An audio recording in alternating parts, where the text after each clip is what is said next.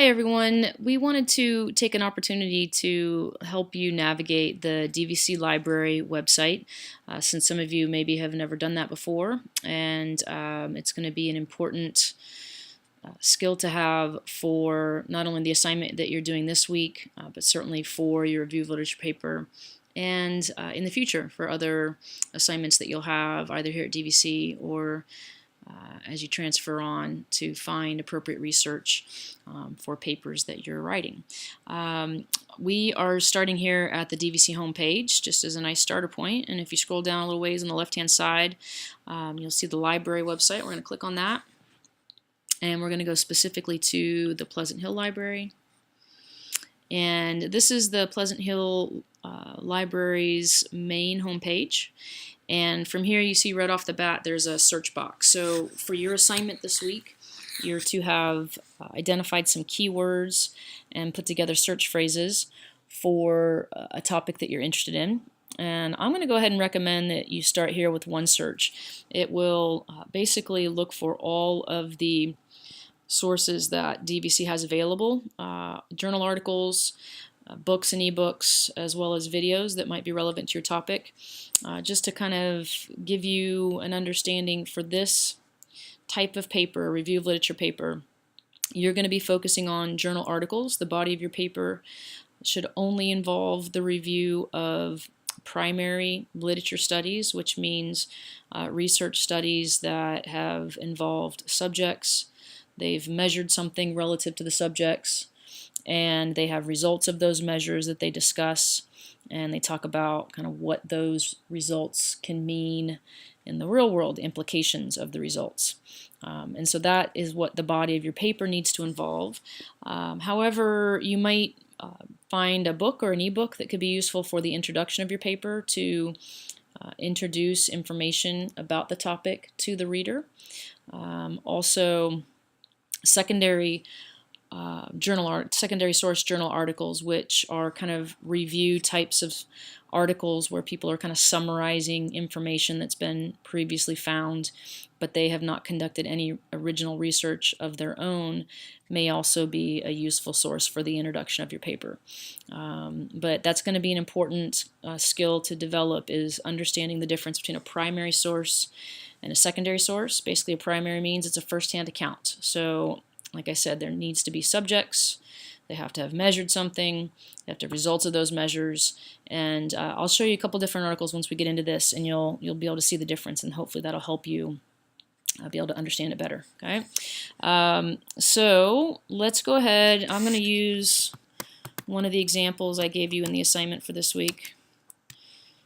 All right. So we're going to do gender equity in sport is just kind of a broad search phrase, and we're going to see what comes up with that.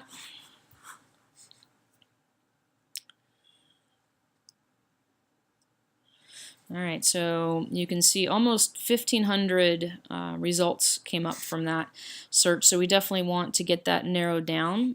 We can't browse 1,500 different sources, so we're going to help ourselves out a little bit. If you scroll down a little ways and you go over, you look at the left-hand side here, there's a few different things that we can do. So we're going to, number one, just to kind of start off with what we really want, are some primary research articles. So we're going to limit it to peer-reviewed journals. This doesn't mean that they're primary, but it's going to get us closer.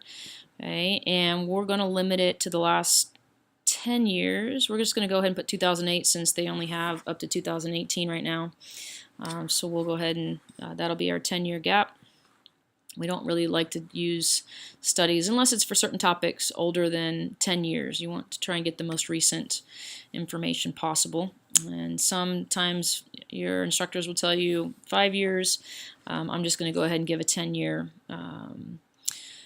gap there, window of time that you can look for studies. Okay? And I think, yeah, so that got us down to 124, much more manageable by selecting peer-reviewed and the dates. Okay, so if we just take the first one here, gender equity, sports sponsorship, and participation. So this is probably looking at the support programs get and how that influences participation.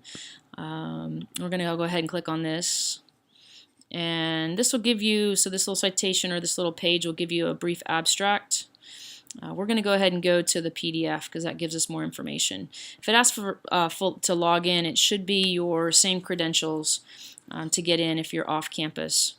If you're on campus, it should take you directly to the article. And you can see this is what the article looks like in PDF format. Okay?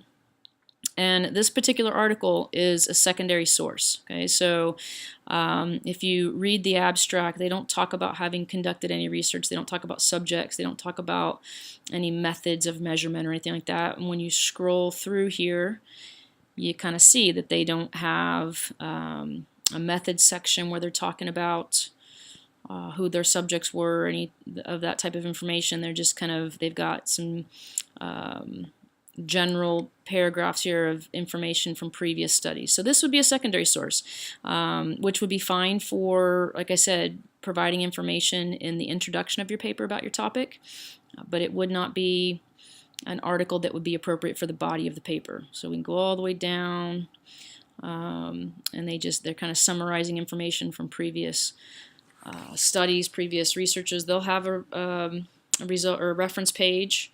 Okay, and so they've obviously, this is a scholarly source, but it's just not a primary source. Okay, so if we go back to the results list, so that's an example of a secondary source that could be useful again for the beginning of your paper, and you could certainly, if you feel like that's something that's relevant to your topic, you could list that as one of your sources and just indicate that it's a secondary source.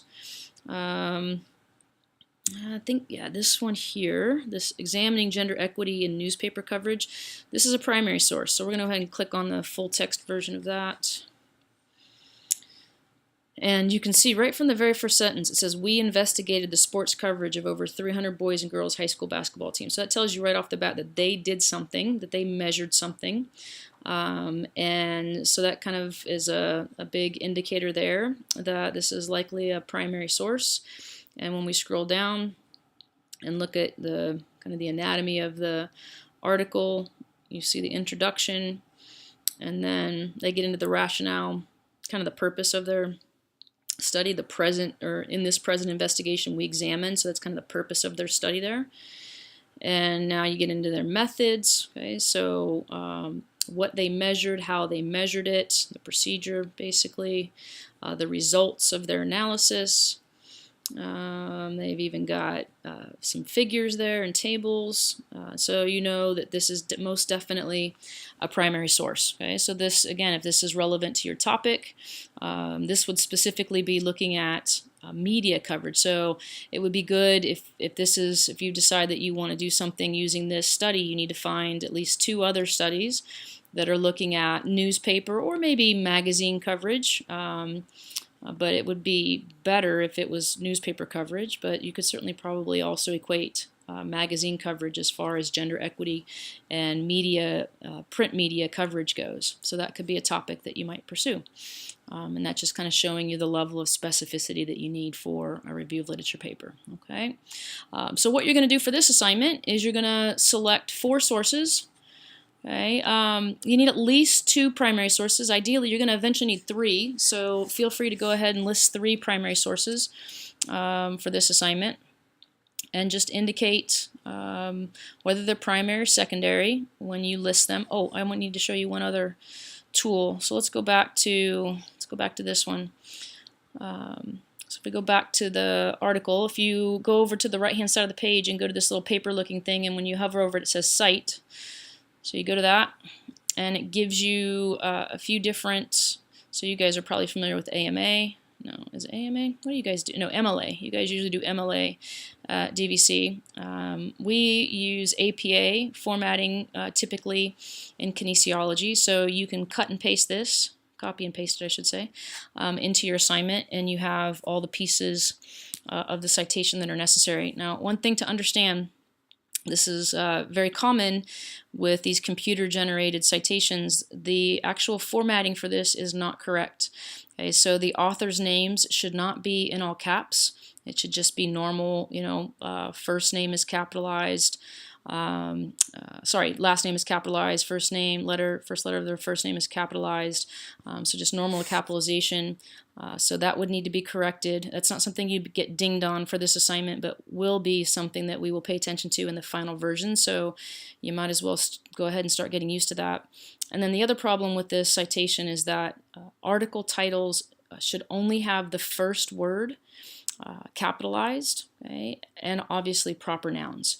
So for this title, it should just be the E and O for Ohio that should be capitalized in the article title. Everything else is just a common noun or a common word, so it wouldn't need to be capitalized. And then the journal title, okay, is accurate. So every word, every major word in a journal title should be capitalized.